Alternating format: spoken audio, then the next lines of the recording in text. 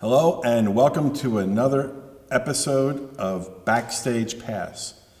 My guests today are David Hale, over in the red shirt with the blue vest, and David Hearn over here with the blue shirt and the blue vest.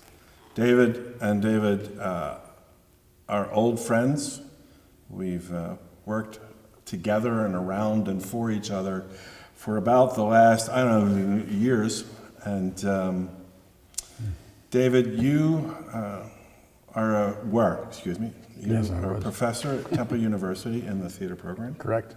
You're retired now. Retired. Okay. You also did a fair amount of moonlighting with Flying by Foy as a Foy Inventor Prizes. Foy Inventor Prizes. Okay. Inc. Okay.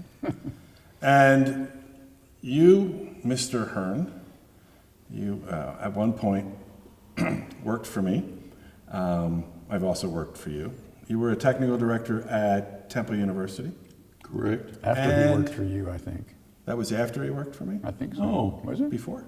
I worked, yeah. Simultaneously? No, not simultaneously. Oh. Billy worked for me while I was at Temple. Okay. And then when I left Temple, I worked for Billy. And we're off. Okay then. You worked for me, I worked for you. You were a technical director at Temple University for a number of years. You also are the senior flight director for Foy Inventor Prizes, Inc., Flying by Foy. And your primary function these days with Foy, I believe, is as the flight tech for Lion King. Flying supervisor for the world productions of Lion King, yes. Okay. So how does that work? Let's go right into that. What does the flying supervisor worldwide do? Flies a lot. Flies on planes a lot. Right. Currently, there are 10 productions of Lion King in the world, and I'm responsible for the flying effects in each of those, supervising the flying effects in each of those productions. Okay.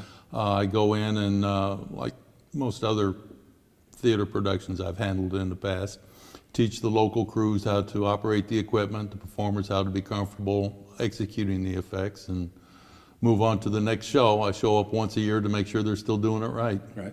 Okay. Typically, the show that you're going into, whatever city, whatever country it happens to be in, is it a touring production, or is it something that they're producing from Zurich or wherever? It's a mix between what we call the sit-downs, which would be like New York City, London, Hamburg, where once the production is put together, it's maintained and continues to run without an end. You hope. So far for 20 years, they haven't closed unless they needed to for some other show to go in there. There are currently two tours, one in the U.S. that was just set up last week in Syracuse, and another tour in Japan, which is currently in Sapporo. Okay. Good. They're about to open an Asian tour next March, which will handle Pacific Rim. Oh, okay. Cool. David Hale, I want to turn my attention to you for a minute. You're professor at Temple University. Was. You're now retired. When did you start there? I started in 1966. At Temple. At Temple. And before that? Before that, I was at Arizona State University opening up the Grady Gamage Memorial Auditorium. Oh boy, you got that job, huh? I did. How did you get that job? That was George Eisenhower. Wow, Gamage and Eisenhower all in the same paragraph. That's okay. Right. George Eisenhower created this steel orchestra shell. Mm-hmm. It goes up and across and down as one piece. Right. Except it was in telescoping units. Right. We used to put pennies on the track, and they looked more smashed than it did on the trains. They did on a train track. So it worked? It worked. It really worked. Impressive. However, it was ugly, and they wanted to put a pipe organ into the theater. Right. And it turns out the pipe organ was going to sit in the back section of this, but it was ugly. Right. So they didn't want to see it. So the Frank Lloyd Wright people designed what we called early radio, series of circles welded together. They were about 2.5 to 3 foot high circles. Right. I don't know, 30 or 40 of them across and 10 of them up maybe, welded together as a solid unit, and Right. then put a pink scrim in front of it, or behind it. They had no way to get this in front of the ugly organ. So was it the organ that was ugly or the orchestra shell that was ugly, or both? Well, you didn't really see, no, the orchestra shell was okay. It was pink, as was everything else in that building. Yeah. The toilet. They had no way to hang this thing. So they were going to tear out half the unit, the shell, and build something in to hold it up. And a huge, huge job. Right. And I said, you don't have to do that, to the vice president of the university, money guy. He said, oh, I don't? What do I do? And I said, I'm not an engineer. You get an engineer, we'll talk. And they put some cantilever out over the first section of shell. There was about that much space between. So they could put a cantilever through in about 5 different places. Right. And hang the shell off of it. Right. And bring a pipe down and load it onto a pipe to fly it out to get rid of it. Right. And I saved the university, in 1965 days, probably several $100,000. And were they From that. at least a little appreciative? Ultimately, I have to say no. Oh, no. And when February came around and I got a mimeographed letter saying thank you, Yeah.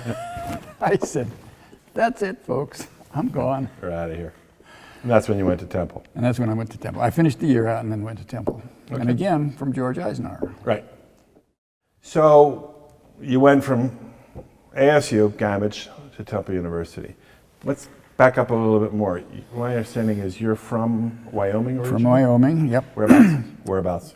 Northwest corner, next to near Yellowstone Park. Grew up on a farm, Okay. small farm. I can trace everything that's happened to me since back to that farm. Yeah? One of the early times when I was worked with Peter Foy, we were having lunch and chatting about my background, and Peter said, oh, you grew up on a farm? No wonder you like to work so hard. And that's carried me through, Right. one of the things. The other one is the whole concept of improvisation. Well, yeah. I was early in the mechanized farming period. And so I had to learn all that stuff about the machines. Right. And when something didn't work right, you couldn't call up somebody 10 miles away and say, come fix this. Right. You fix it. Yeah. You make it work and you go for it. So Yeah. those two things took from the farm that carried me through. So how did theater, farm, I get, Yeah, right. but how did theater Well, come into you see, this? my mother was a Presbyterian minister's daughter, and so everything was evil.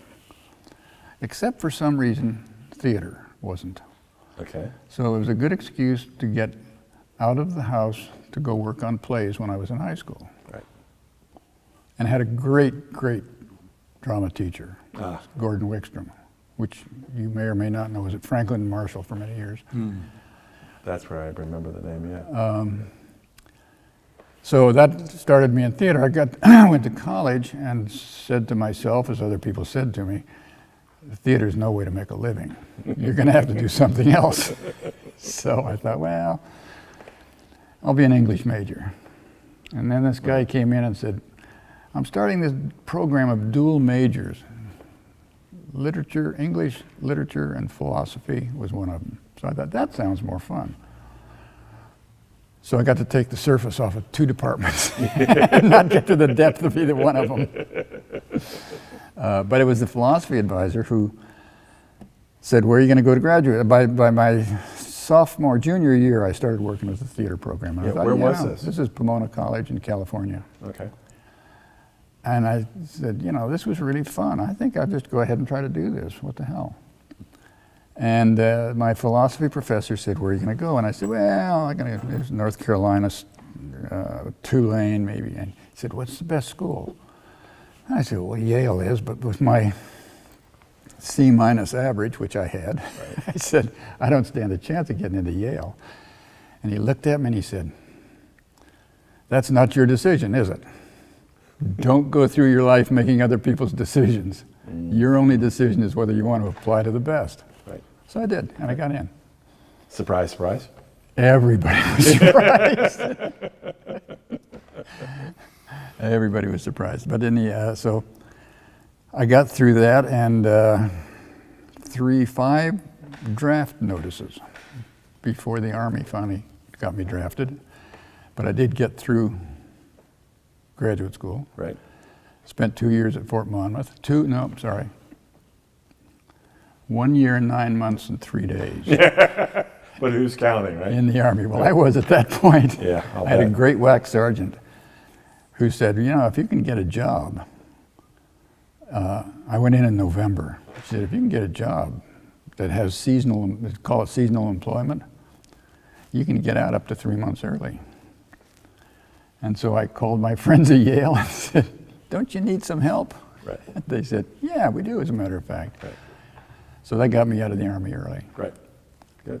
And this was what year? Mid-60s? Yeah, early 60s, 61, 63, probably 64. I spent a year there, and again, at that point, Eisenhower was doing big stuff in his studio there. And I said, you know, I really need somebody to go out and open this monster theater in Arizona. In Arizona, yeah. So that took me to Arizona. Right. So were you working for George Eisenhower, or was it just kind of a... I was just one of the Yaleys who hung out a little bit with other people that worked in the lab. And, you know, and I was aware of George, and he was probably aware of me, but... yeah, I never had the pleasure. I've never met the man. I mean... He was quite a person, actually. He was big man, 6'3", 6'4", Right. big, solid guy. Right. He had a reputation of hiring drama school students to do drafting and all of his stuff that he got patents on. Right. And one day, one of the guys said to him, George, this isn't fair. We do all the way. We come up with ideas that you take off and patent. George looked down at him, said, Bob, if you only have one good idea in your life, you're not going to amount to much, are you? That was it. Your turn. Let's back up. You're from the Midwest. I am. I'm from Central Illinois. Right. So you grew up on a farm. School, family. Was there anything that kind of headed you in the theater direction? In high school, I ran into a speech teacher who decided that she wanted me to run her follow spot for her for one of her shows and help her build some scenery. And I wasn't too sure about that idea until she started getting me out of class so I could run the follow spot for all of these special assemblies going on in the hall. And suddenly this seemed like a really good idea to pass my high school time. Then it came time to pick a college, and I ended up at the University of Illinois. And they said, what are you going to major in? And I just had a blank look in my face. Started going down the list and found fine and applied arts, and was looking for something that didn't have a foreign language requirement, and found theater. Right. I got my bachelor's degree as a Bachelor of Technical Design in Theater, and I was hired in the shop to teach master's students the first year of a master's program at the University of Illinois. Okay. And I got to thinking, well, if I'm teaching these master's students, why should I get a master's degree? And progressed from there to Franklin and Marshall College for a semester, and then out to San Francisco to a small Catholic school out there. And from there I moved to Villanova University, which is where I ran across Dan Boylan, and he got me hooked up with Temple University as a TD there. Right. Right. And from there, I I think that's where I came across you. Yeah, I showed up. I showed up one day. Somebody wanted me. I think maybe you wanted me to come in and work on a set. And I was sticking metal. My memory's gone. Yeah, I was sticking metal. I was looking for a welder, I remember that. That's it. I was sticking metal together in those days, and I came in and built a show for you. So let's talk for a minute about the academic experience, because you have two very different, I would believe, two different experiences in the same place, as a professor and as a technical director. Your job, at least my experience with your job, was to get the shows built. Right, but there's also a fair amount of teaching involved simultaneously with that.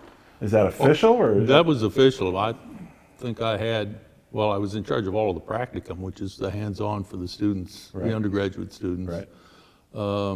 And maybe the graduate students at that time, I don't remember. I think you did. Plus, I taught a couple of shop and material courses. Right. Mostly how not to cut your fingers off. Right. Putting them in chains and that sort of thing. Yeah. So wasn't that different in terms of the teaching end of it? I think more the shop management, although Dave used to do some of that before I got there, before hoteling. Yeah, I did. Yeah, I laid the think you shop were out and there. got it started. Oh yeah, I'm the one that people have from time to time cursed at for some of the things that I Taking your did name there. in vain, yeah. Well, it's got to be somebody, right? But yeah, no, I got the whole thing set up, and I was amazed when I was back there 2 weeks ago. They still have that dual Yeah, bandsaw, they do. That was a good bandsaw. and they use Still it all is. the time, and Still they is. say it's just the greatest thing in the world. I was surprised at that. And that was in the 60s, right? That was 66, yeah. 66. For your experiences, slightly more formal, or at least Well, less. I came as an assistant professor, which Hearn didn't get the privilege of. Okay. And I was in charge of the shop, although I had a grad student and also a staff person that really did what Dave did, sort of. Okay. Nobody does what Dave does. Right. I taught classes, I had to teach classes, stand up and lecture, Right. and all that. Yeah, I never had one of your classes, by the way. I don't believe. Your loss. I was going to say I managed to dodge that bullet. Probably my loss.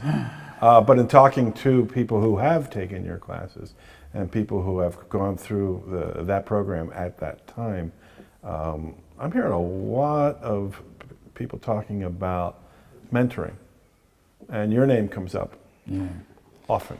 I had a student who was doing study work up in the office, who had been through one or two of my classes. And we were talking about something relative to classes, and she looked up at me and she said, "You're not a teacher, Dave Hale. You're a philosopher." And I always thought that was pretty good, because I think mentoring is a philosophy. Yeah. It begins with a foundation of your own, that you're dealing with something that you believe in strongly, even though you may have an open mind or you may not. Right. And you care about your students. You care about whoever it is you're mentoring. Right. And there are all sorts of different levels of mentoring, of course. We could say I mentored him in the flying business. We could say that. Youngstown, Ohio. And actually, you just did, so why don't you give us a little bit more of that? How does that work? Well, I was doing moonlighting stuff with Foy again, and he was saying, I think we need some more people on the East Coast. Right. And I said, well, I know this guy who I think's pretty good. And he said, well, why don't you take him out on a job and show him what this is about? David already had some dealings, I think, with the equipment. Yeah, we were storing yeah, a couple we of packages there at Temple for a while. And then they came over to my shop for a while. They actually, did. we doubled the amount of equipment and migrated to your shop. Yeah, right. And so I took him to Youngstown, Ohio, and showed him all this stuff. And then I think we went one other place where you did it all, and I just watched you. And that's all the mentoring I did for him. Right.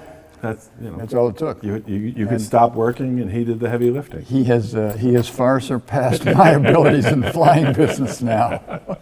I don't think it was quite that cut and dried, Probably- because you were always there for suggestions, and one of the reasons that we worked well at Temple was we bounced things off of each other, Right. and we also bounced the students between us. Right. I think Figuratively. figuratively, Okay. mostly. Mostly. I think our biggest challenge was trying to teach the students to think for themselves. Right. And sometimes we would give them two completely valid answers to the same question Right. that were diametrically opposed. Drive them crazy. Drive them Yeah. crazy when we did that, but both answers were valid. They had to pick the one for themselves that Right. suited the situation. Sure. Both of you have mentioned working for Foy. Both of you did a fair amount of work in Japan, if I remember correctly. With Peter Pan? Peter Pan would be I mostly started Dave. that. Right. I started it in '81, I think it was, Right. with Peter Pan with a broken collarbone, which was great fun. Now, was that Peter Pan having the broken collarbone? No, that was me with a broken collarbone. And to make that even more important, this was manual systems back in those days. Oh, yes. Yeah. So you're Absolutely. pulling ropes with a broken collarbone. Well, 4 weeks into it. Yeah. This happened, I had a bicycle accident coming down Green Street. A bulletin delivery truck pulled a left turn in front of me and sent me into the curb, and I went flying. Ouch. Bounced off a brick wall. If I hadn't had a helmet on, I'd be a vegetable today. Yeah. Broke collarbone. Broken collarbone. Small price to pay. Went to the doctor, and he said, "You're going to be," I said, "The trick is to get this healed in 4 weeks so I can go to Japan." And he laughed at me. And he said, "You're going to be out for 9 weeks, I think it was." Right. I said, I can't take that. That's not good enough. So I went to Temple's sports medicine department. Right. And they looked at me and they said, "Well, how do you deal with pain?" I said, "Well, I don't like it." They said, "We put football players back on in 3 weeks with a broken collarbone. So, if you're willing to put up with a little pain." And was he ever right? Yeah. Let's define little. Exactly. Is that what you're saying? That airplane trip over Right. in an economy seat, Right. hunched up with a broken collarbone, was terrible fun. Right. When I got there, I learned how to make that initial pull with my left hand. Right. So it wasn't too bad. Okay. And I gained great respect from all the Japanese stagehands I bet. because I could do that. Right. So, it worked to my advantage. And, that was the beginning of, I guess, 6, 7 years of Peter Pan. Right. And then 2 or 3 years was Wizard of Oz and somebody else in there, I can't remember. Wow. So, talk about the working with a local crew. I mean, a Japanese crew. In this particular case, I'm more interested in general working with a foreign crew. How? I was so lucky. I mean, I had a house crew, mostly a house crew of guys at a time when there weren't a lot of Americans around. Right. And so, they just did everything for me. They were great. And did they know what they were doing? Well, it was a little different. Right. But I remember working with 1/8-inch cable, and we did a lot of the tie-offs, the clove hitch Circus and knot, circus knot, we call it, yeah. That's funny. It was called that. Originally, it became the Foy knot. Became the Foy knot, yeah. We'll get back to that in a But minute. anyhow, they had a version of that was only about halfway. And I kept saying, "No, I'd just redo it for them." Right. "Why is that? What are you doing? Why? What's wrong with our way?" I said, Right. "It comes undone." Yeah, We as, don't as like you pull that. the line and it unravels itself, yeah. But that was really the only problem we ever had. Right. They were they would do anything for me. They would work forever. Your experiences, because you spent a fair amount of time in Japan, long enough to pick up a nickname. Yeah, I did, And but that- it took a while to get that. Yeah, okay. The nickname, it was Cowboy Moses, right? Cowboy Moses, Right. yes. And that happened while I was setting up the first Lion King in Tokyo, I don't know, 19 years ago or so. Right. At that time, my hair was a little bit longer and my beard was a little bit longer, and they couldn't pronounce my last name, so they would refer to me as Cowboy Moses, Right, which has sort of stuck since then. right. The fact that you wore a cowboy hat at the time didn't. Probably had nothing Had to nothing do to with do it. with it. Nothing to do Okay. with it. Okay. Had marvelous interpreters, and as Dave said, the crew were very anxious to learn. Right. They worked probably 18 hours a day, putting their shows up, and we actually rehearsed 3 casts simultaneously the first time we put that show in, which the Americans couldn't quite understand until we came back 3 months later to put the show in Osaka, and we were getting the same cast people that we had trained Right. as on an ongoing rotation in Right. Tokyo, Right. and discovered that that particular system in Japan, they would shuffle actors weekly between cities, let alone between shows. They Right. might do a Lion King and then a Mamma Mia Right. the next week in another town. Right.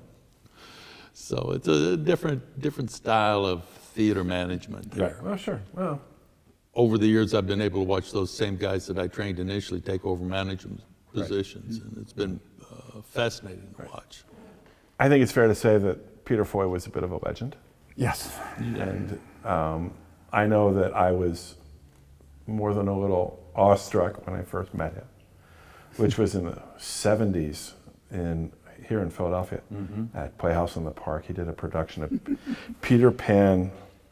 Yeah, you were there, right? With Tova Feldshuh as Peter Pan. First time I met Peter was he was flying Mary Martin at the Helen Hayes Theater for television, for one of the first television things. And I'd been down in Baltimore with equipment from Peter Lawrence, was the Kirby equipment in New York. And they called me up and said, "Can you drive that up to New York right after you get done with it? Because Peter Foy needs it for Mary Martin." I said, "Ah, sure." Drove it up, unloaded at the theater, and Peter came out and said, "You want coffee?" I said, "Yeah." He said, "Well, Mary had a little accident, so we can't fly. So let's go have some coffee." This is if you've read the Mary Martin autobiography where the stagehands put the mattress up that said Mary Martin slapped here. Right. This was right after that. It was right Although after that. Peter swears the mattress is a figment of her imagination, but the event did happen and she bruised her elbow badly. But Right. anyhow, so we went off to a coffee shop, and for probably 4 hours, 5 hours, he just sat and told me stories. Yeah. He was a fabulous storyteller. Oh, I know. You were in on kind of the beginnings of performer flying, at least in this country. Peter brought it over in, was it 50, 51 when he did? 52 for Boris Karloff and Gene Arthur Right. was the first trip that I'm aware of that Peter came over. It is. Kirby was the British. the British flying company, the original, I guess. Probably pretty Yeah. close to it. They did the original version of Peter Pan back in with Maud Adams back in 1916, I want to say, 09 or something like Got that. me. It's even before your time, right? Yeah, before my time. Right. Were you involved in the live Peter Pan TV show? Actually, the Las Vegas. That was Oh, no, that's right, Las Vegas. Joe and Jamie did that. Joe and Jamie did that. Foy certainly did the flying for that one, Right. but I was not a participant. I think I was off chasing a Lion King somewhere. That's right, Did but you see it? but you did Yes, see it. And I did see it. He had some very Given the space Comments. and the limitations that they had with the scenery, they did some rather phenomenal flying shots in there, Right. particularly on the ship. Yeah. I remember one scene where Tinkerbell lands on a post. I don't remember exactly what it was, but it was next to the wheel with one foot, right? Didn't have to do that. I mean, Tinkerbell could have just flown around and then gone off, and everybody would have been perfectly happy. But they landed Tinkerbell with one foot on that post, and it took my breath away. And if nothing else happened in that show, that was just, I was That's good. what you remember. It was good, you know. But it's kind of, that's what it's about, that finesse, which goes back to, you know, what you were just talking about. You're kind of losing that in a way. But if you look, as Dave said, the two gentlemen who were in charge of that show, they both came up the old school manual. Right. Sure. That was Joe McGeo and Jamie Jimmy Leonard. Leonard, yeah. Right. Okay. So they were able to talk to the machine and explain, essentially break it down and explain what needed to happen for the performer to be able to do that. Okay. And for that one, automation probably worked really well. Right. Well, that was an automated system? Actually, they had 7 of them in there, Yeah. in 3 spaces Okay. for the kids and Tinkerbell, I think. Because with a manual system, it would have been just a little bit different every night. So I'd like to talk a little bit about what people who are coming into the industry, whether they're just graduating from school or, you know, they're just coming into the industry, they didn't go to college or whatever. What do they want to look for? What do they need to bring with them? What's it going to take to be moderately successful? Love. Love of the business and a strong work ethic. Okay. Very strong work ethic. Okay. If you can talk all you want, but if you don't put out and do the job, Right. you don't work. Sure. It's a small business. It's It's a very small business. You've talked a bit about the difference between a manual and an automated system, and that I'm getting a sense that there is a sense of loss in there. There's a sense of They're loss of different. They're input. different styles of flying, I think, is what you're looking for. Right. Personally, the manual gave me a great background in the physics and response of a performer at the end of a cable out in space. Right. And it enabled me to translate this to the automated systems by talking to the machine as I broke down the movements that I could do manually myself. I'm not sure that the younger people, when they try to do the automated flying right away, understand all of the physics and resultant activities of the performer for when they hit that go button. Right, because they haven't had that manual experience. That Most of them haven't. Most of them haven't had that Right. physical response, the talking through the wires that you have Right. when that you have on a manual system. It's like talking to stagehands who are more familiar with a manual counterweight system in a theater and trying to transfer over to a motorized system when they get, when they renovate and get rid of the manual system. Okay. Very similar. Very Okay. similar. Okay. I will say the automated systems have allowed us to fly more people simultaneously, which is some of the extravaganza that they like to stick in shows now. Well, at this stage of the game with performer flying, which is kind of where this is all heading, everybody's doing it. Is there a foreseeable limit? I mean, gravity is always going to be constant. We know that. There are winches out there now that are moving at 5,500 feet per minute. Do we need to go that fast, or are we going to go faster? I'm going to go back to some of Peter's original philosophy. Don't tell me what the limits are. Tell me what the effect is you want to see. Okay. And then I'll tell you how we're going to achieve it. Right. Okay. That's some of the best advice I ever got from Peter. Right. Don't let the machinery dictate what you can do. Now, I think there are a lot of people who are willing to do that. Let the machinery dictate what I can do. If it can go 5,500 feet a second, Minute. why? Minute. Try it. Try it. Let's see what it looks Put a like. sandbag on there. Let's see what happens.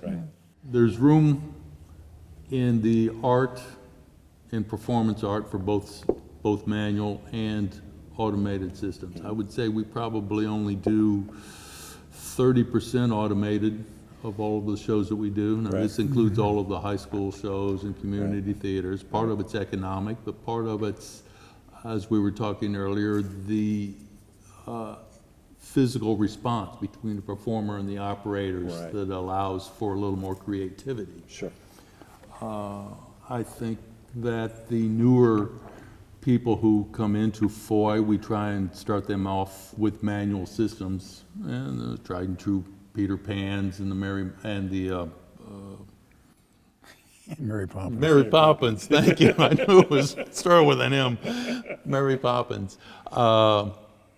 To get a feel for the rope and the equipment and the installation problems before tackling a whole nother set of problems on the automated end. Right. As to what do you do with a 500-pound motor just physically in the Right. theater space. Yeah, where do you put it? Exactly. How do you get it there? How do you get it there? How do you get it in the air to fly angels in a church? Right. You know, where do you put it in a church? Sure. Where do the angels come from? Out of a ceiling in a church. Not all churches are built the same. Yeah. You know, so this is all part of an ongoing education that all of the potential flying directors. But typically you go through 2, 3, or 4, 12, 14-hour days when Right. you do those shows. Yeah. That's a lot of work. That's a lot of work. It's hard physical work, but it's also hard mental work, and it's a combination of an engineer and a psychologist, Yeah, I was going to throw that in there somewhere. a little bit of a choreographer, a little bit of a Director. showman, a director. It's a composite that really isn't, I don't think, in too many other facets of the industry.